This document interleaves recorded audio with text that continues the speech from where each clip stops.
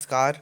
इस वीडियो में हम लोग क्लास 7 का चैप्टर नंबर 1 देखेंगे। साइंस बुक का शीर्षक है जल और जंगल। इस वीडियो में आपको जल के बारे में और जंगल के बारे में पूरी जानकारी मिलेगी, तो चैनल को सब्सक्राइब करके वीडियो को लाइक कर लेना। चलिए स्टार्ट करते हैं। देखिए, आज की इस वीडियो में हम इस अध्याय का मेन पॉइंट को पढ़ेंगे और समझेंगे। तो चलिए देखते हैं कौन कौन सा इम्पोर्टेंट है। अगर हाँ आप लोग नोट लेना चाहते हैं तो हमें इंस्टाग्राम पे फॉलो करके वहाँ पे आप लोग हमें मैसेज कर सकते हैं। अब देखिए, यहाँ पर है टॉपिक मेरा भौम जल, जलभर तथा भौम जल स्तर। ये क्या होता है, ये इम्पोर्टेंट है। ये आपके परीक्षा में हर साल आता है क्वेश्चन। देखिए, वर्षा जल नदियों, तालाबों, झीलों का जल मिट्टी से रिसकर भूमि के नीचे रिक्त स्थानों तथा दर्रों को भर देते हैं। भूमि के अंदर जल के रिसाव को अंतःसंयन कहते हैं। अतः इन प्रक्रिया द्वारा उपयोग किए जा चुके भौमजल की पुनःपूर्ति हो जाती है। भौमजल स्तर के नीचे मृदा अथवा कठोर चट्टान की परतों के बीच जल संचित हो जाता है। इन भंडार को जलभर कहते हैं। ये आपको नोट कर लेना है, जलभर किसे कहते हैं, तो यहाँ से आप लोग लिख लीजिएगा। इस जल का सामान्य नलकूप द्वारा निकाला जाता है। यहाँ पर देखिए चित्र है, इसके माध्यम से आप लोग सब समझ जाइएगा। ये सब है जमीन के अंदर की प्रक्रिया। जमीन के अंदर देखिए, यहाँ पर है जल भर, यहाँ पर जल जमा हुआ रहता है। यह है भौम जल। अब देखिए आगे देखते हैं हम लोग। अब देखिए, अब है भौम जल स्तर का गिरावट। मतलब भौम जल स्तर में गिरावट किस प्रकार से होती है, तो इसे देखिए आप लोग। क्या परिपूर्ति एवं उपयोग की मात्रा समान है? क्या हम जल भर से निरंतर जल निकाल सकते हैं? ऐसा करने से भौमजल स्तर पर क्या प्रभाव पड़ेगा? देखिए, भौमजल पुनः पूर्ति की सबसे प्रमुख प्रक्रिया वर्षा के जल का रिसना है। कम वर्षा या वर्षा जल के रिसाव के लिए उपलब्ध भूमि की कमी से भौमजल स्तर में गिरावट आती है। जनसंख्या वृद्धि, औद्योगिकरण, कृषि, वनारोपण आदि भी भौमजल स्तर को प्रभावित करने वाले कारक हैं। देखिए, भौमजल स्तर को प्रभावित करने वाले कारक कौन कौन हैं? यहाँ पर देखिए, जनसंख्या वृद्धि, औद्योगिकरण, कृषि, वनारोपण, ये सब हैं भौमजल स्तर को प्रभावित करने वाले कारक। साथ ही याद रखने की बात है कि पृथ्वी की आंतरिक संरचना में परिवर्तन भी भौमजल स्तर में गिरावट डालता है या प्रभाव डालता है, भौमजल स्तर को प्रभावित करता है। ये आपको लिख लेना है। चलिए आगे हम लोग देखते हैं। अब देखिए, यहाँ पर जंगल से रिलेटिव कुछ बातें हम लोग देख लेते हैं। देखिए, यहाँ पर बहुत ही इम्पोर्टेंट है, इसे आप लोग नोट भी कर लीजिएगा। देखिए, जंगलों में पाई जाने वाली वन्य संपदा और जीव जंतुओं की सुरक्षा के लिए राज्य सरकार इन्हें आरक्षित घोषित कर दिया है। उदाहरण के लिए पश्चिम चंपारण जिले में वाल्मीकि राष्ट्रीय उद्यान एवं अभ्यारण्य है, जो बाघ टाइगर के संरक्षण के लिए आरक्षित वन हैं। वैशाली जिला की बरेला अभ्यारण्य, मुंगेर जिला में भीम बंद अभ्यारण्य, गया जिला में गौतम बुद्ध अभ्यारण्य और रोहतास जिला में कैमूर अभ्यारण्य बिहार के प्रमुख जंगल हैं। इसके अलावा कई जगह गांव, कस्बे या शहर से लगे छोटे जंगल भी हैं। देखिए, आपको यहाँ पर याद करने वाली बात है, पश्चिम चंपारण जिला में कौन सा अभ्यारण्य है, तो वाल्मीकि। क्वेश्चन यहाँ पर उठ रहा है, इसे आप लोग याद कर लीजिएगा। और क्वेश्चन फिर उठ रहा है कि वाल्मीकि अभ्यारण्य जो है वहाँ पर कौन सा जानवर अधिक रहता है, इस तरह से पूछेगा। या फिर किस जानवर को संरक्षित किया जाता है, बचाव किया जाता है, तो टाइगर को बचाव किया जाता है, बाघ को। और उसके बाद क्वेश्चन आएगा वैशाली जिला में कौन सा अभ्यारण्य है, बरेला। उसके बाद मुंगेर जिला में कौन सा अभ्यारण्य प्रसिद्ध है, तो ये हो जाएगा भीमबंध। आपको सवाल इस तरह से घुमा फिरा कर दिया जाएगा। जैसे गया जिला में गौतम बुद्ध अभयारण्य, ऐसे पूछेगा कि गौतम बुद्ध अभयारण्य कहाँ पर है, तो गया जिला में है। गौतम बुद्ध अभयारण्य कहाँ है, गया जिला में। उसके बाद रोहतास जिला में कैमूर अभयारण्य है, तो कैमूर अभयारण्य कहाँ पर है, तो रोहतास जिला में। इस तरह से आपको यहाँ पर सवाल आ सकते हैं, उसे आप लोग लिख लीजिएगा और देख लीजिए यहाँ पर जो इम्पोर्टेंट है आप लोग पढ़ लीजिएगा। और चलिए आगे इम्पोर्टेंट देखते हैं हम लोग। अब देखिए मेरा अगला टॉपिक है वन में खाद्य श्रृंखला। देखिए हम इम्पोर्टेंट टॉपिक को ले रहे हैं, चैप्टर बहुत बड़ा है, वीडियो बड़ा नहीं करना है मुझे, आप लोग को पूरी जानकारी देना है। आप लोग चैप्टर को खुद से पढ़ लीजिएगा। देखिए यहाँ पर इम्पोर्टेंट बात मैं आपको बता दे रहा हूँ, जिसे आप लोग को नोट कर लेना, आपके परीक्षा में आएंगे और आगे भी आपको कॉम देते रहेंगे। देखिए वन एवं खाद्य श्रृंखला, इसमें है आपने स्वपोषी, परपोषी और मृतपोषी के बारे में पढ़ा है। ये आप लोग को 6th क्लास में दिया गया है, उसे आप लोग तो पढ़े ही होंगे। उसकी देखिए स्वपोषी एक बार थोड़ा हम डिस्कस कर देते हैं। स्वपोषी होता है मतलब जो खुद अपना भोजन बनाता है, जैसे कि हो गया पेड़ पौधा, ओनली फॉर एक ही पेड़ पौधा जो है जितने भी, वही अपना भोजन खुद से बनाते हैं। परपोषी मतलब दूसरे पर निर्भर रहना, और मृतपोषी मतलब सड़े गले पदार्थ पर निर्भर रहना। अब देखिए पढ़े हैं, आपने यह भी जान लिया है कि पौधा अपना भोजन स्वयं बनाता है। अभी ही मैं बताया था कि पौधा अपना भोजन स्वयं बनाते हैं, जिसे स्वपोषी कहते हैं।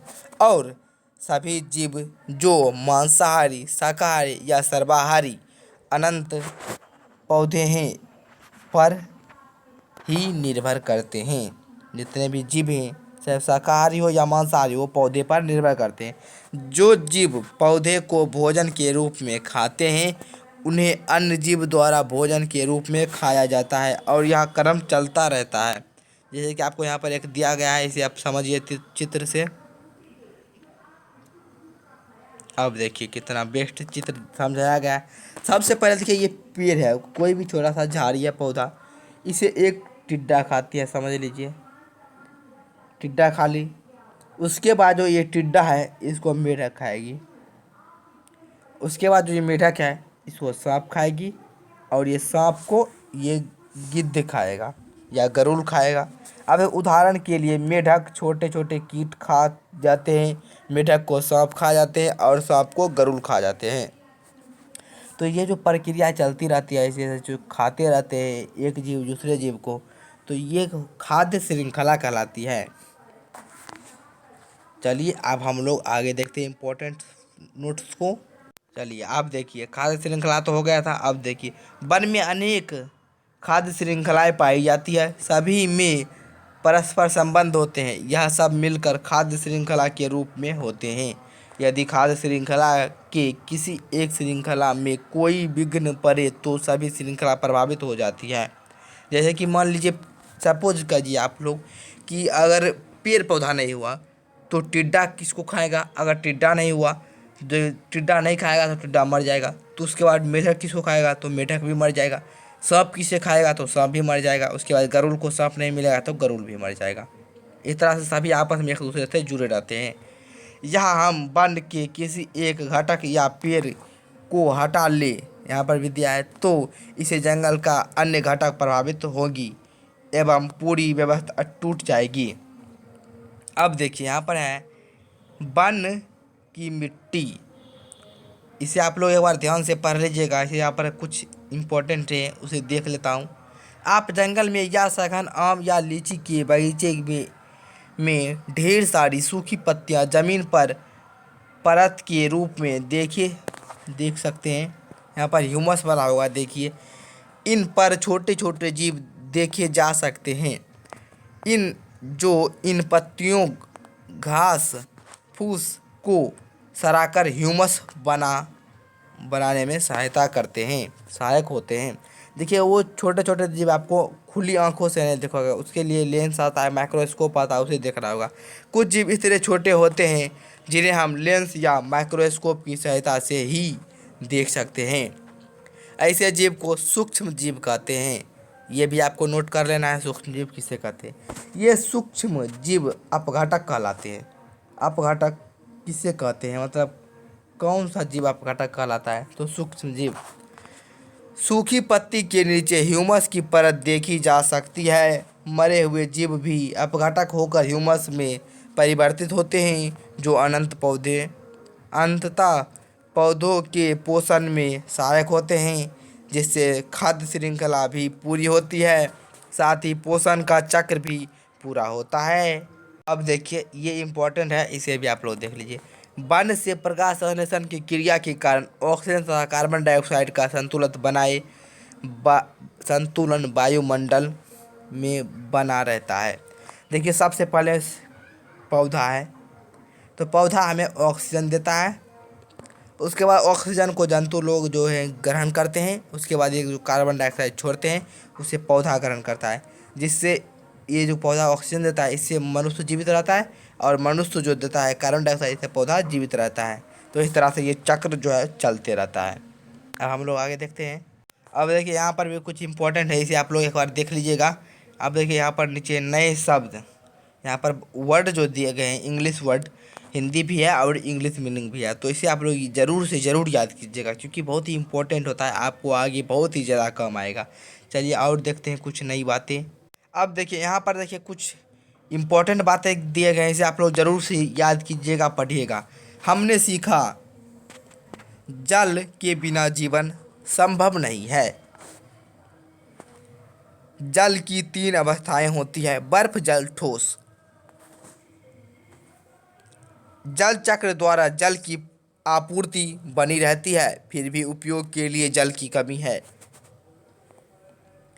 उद्योग की तेजी से वृद्धि, बढ़ती जनसंख्या, सिंचाई की बढ़ती आवश्यकताएं और कुप्रबंध जल की कमी के मुख्य कारक हैं। समय की मांग है कि हम सभी जल का उपयोग मित व्यवस्थित कर सके मित व्यतीत कर सके। अगला है मेरा, वनों से हमें अनेक उत्पाद मिलते हैं। नेक्स्ट है मेरा, वन में वनस्पतियों की विभिन्न परत जंतुओं, पक्षियों एवं जीवों को भोजन तथा आश्रय प्रदान करते हैं। अब देखिए,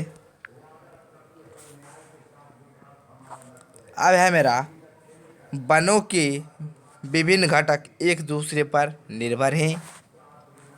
अगला है मेरा, वन में मृदा, जल, वायु और सजीव के बीच परस्पर क्रिया होती रहती है। नेक्स्ट है, वन मृदा को अपरदन से बचाती है। अगला है, मृदा वनों की वृद्धि करने और पुनर्जनन में सहायक होती है। अब देखिए यहाँ पर है मेरा अभ्यास। तो नेक्स्ट वीडियो में आपको इस अध्याय का क्वेश्चन आंसर कराया जाएगा, उससे पहले आप लोग चैनल को सब्सक्राइब कर लें। नेक्स्ट वीडियो के लिए इस वीडियो को लाइक कर दें, कमेंट बॉक्स में बताएं कि ये वीडियो आपको कैसी लगी, और हाँ, एक बार इस चैप्टर को ज़रूर से पढ़िएगा। थैंक यू, मिलते हैं अगले वीडियो में।